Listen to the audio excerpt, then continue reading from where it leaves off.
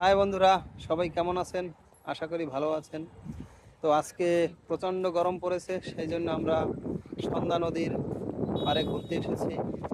তো আপনারা দেখতেই পাচ্ছেন অসাধারণ পরিবেশ।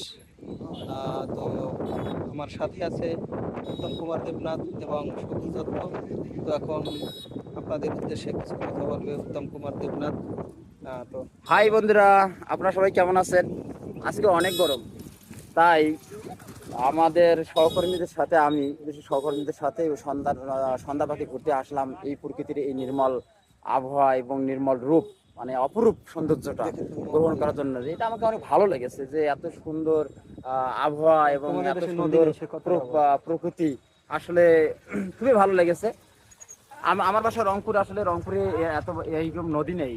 আর আমি যেখানে থাকি সেখানে চারদিকে নদী, বিশেষ করে আমি যে জায়গায় থাকি চারদিকে নদী দ্বারা আবদ্ধ করে রাখছে আমাদের। এটা একটা দ্বীপ বলা যেতে পারে, আমি একটা দ্বীপের মাঝে দাঁড়িয়ে আছি এমনই মনে হয়। কিন্তু আমার রংপুরের অঞ্চলে তো এত নদী দেখতে পাই না।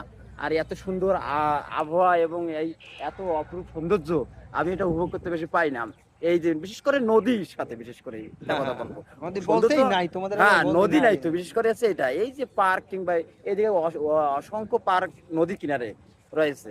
কেননা আর গরমের দিনে এই পার্কগুলো অনেকটা ভালো লাগে, ঘুরতে ভালো লাগে।